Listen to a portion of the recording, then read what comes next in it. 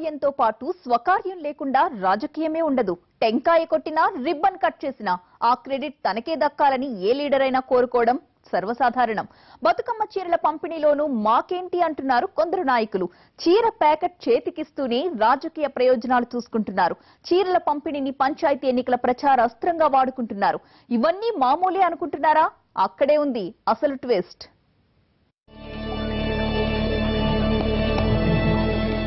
Assembly ఎన్నికలు అయిపోయాయి. ఇక 5 ఏళ్ల దాకా రాజకీయంతో పనిలేదు అనుకుంటే పొరపాటే. రాజకీయంగా గ్రామస్థాయిలో పట్టు నిలబెట్టుకునేందుకు కీలకమైన పంచాయతీ ఎన్నికలొస్తున్నాయి. పేరుకు పార్టీలకు అతీతంగా జరిగే ఎన్నికలైనా ప్రతి నాయకుడికి పంచాయతీలు ఇజ్జత్ కా సవాలే. ఆదిలాబాద్ ఉమ్మడి జిల్లాలో ఎమ్మెల్యేలు, టీఆర్ఎస్ నాయకులు పంచాయతీ ఎన్నికల కోసం సీరియస్ గా ప్లానింగ్ లో ఉన్నారు. మిగతా రాజకీయ పక్షాల కంటే ముందే గ్రామాలలో తిరిగేస్తున్నారు. బతుకమ్మ చీరలు భలే టైంలో కలిసొచ్చాయని కొందరు లీడర్లు సంబరపడుతున్నారు. రైతు బంధు, ఇన్సూరెన్స్ చెక్కులను పంపిణీ చేసినట్టే పండుగ వాతావరణంలో మహిళలకు చీరలు పంపిణీ చేస్తున్నారు.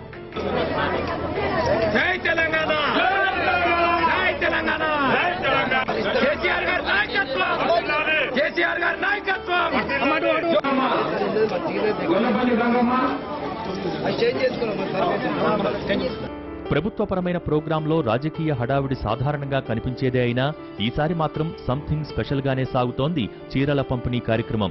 పైకి కనిపించేది చీరల పంపిణీ కార్యక్రమమే అయినా ఇక్కడే అసలు ట్విస్ట్ ఉంది.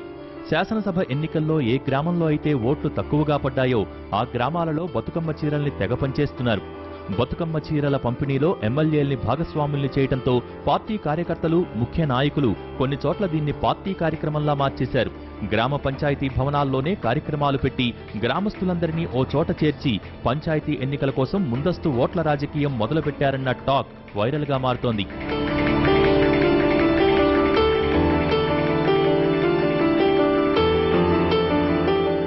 ఆదిలాబాద్ జిల్లాలో 10లో 9 నియోజకవర్గాలలో టీఆర్ఎస్ఏ గెలిచింది.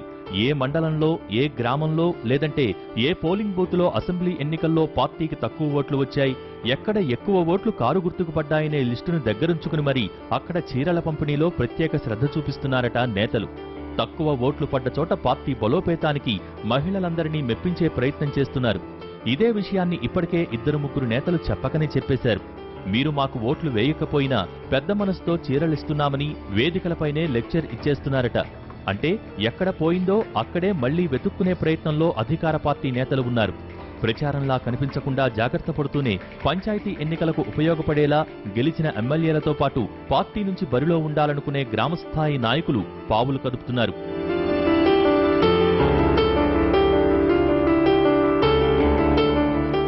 ఆదిలాబాద్, నిర్మల్, మంచిర్యాల, సిర్పూర్తో పాటు వివిధ నియోజకవర్గాలలో గెలిచిన ఎమ్మెల్యేలు గ్రామ పంచాయతీ ఎన్నికలపై అప్పుడే దృష్టి పెట్టారు. పార్టీ ఓడిపోయిన ఆసిఫాబాద్లో ఎమ్మెల్సీ, నామినేటెడ్ పదవుల్లో ఉన్నవారు ఆయా గ్రామాలలో చీరల పంపిణీ కార్యక్రమాన్ని ప్రతిష్టాత్మకంగా తీసుకున్నారు. ప్రతిపక్షాలను దెబ్బకొట్టే ప్లాన్తో చీరల పంపిణీ కార్యక్రమాన్ని కూడా మార్చేశారు కొందరు. ఓ రకంగా ఎన్నికల జాతరని తలపిస్తోంది కొన్ని చోట్ల చీరల పంపిణీ కార్యక్రమం.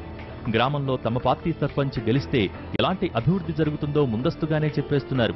చీరల పంపిణీ కార్యక్రమాల్లో అధికార పార్టీ ప్రచారం జరిగిపోతూ ఉండడంతో విపక్ష పార్టీల నాయకులు కూడా ఓటమి బాధను దిగమింగుకుంటూనే ప్రచార పరంలోకి దిగిపోతున్నారు. కార్యకర్తలకు ధైర్యాన్ని నూరిపోస్తూ ప్రత్యేక సమావేశాలతో పంచాయతీ ఎన్నికలకు సిద్ధం చేసే పనిలో పడ్డారు.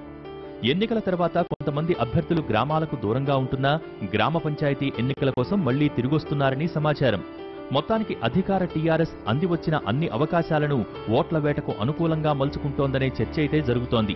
బలహీనంగా ఉన్న గ్రామాలలో పార్టీని గాడిలో పెట్టుకునేందుకు ఏ అవకాశాన్ని వదులుకోవటం లేదు గులాబీ పార్టీ నేతలు.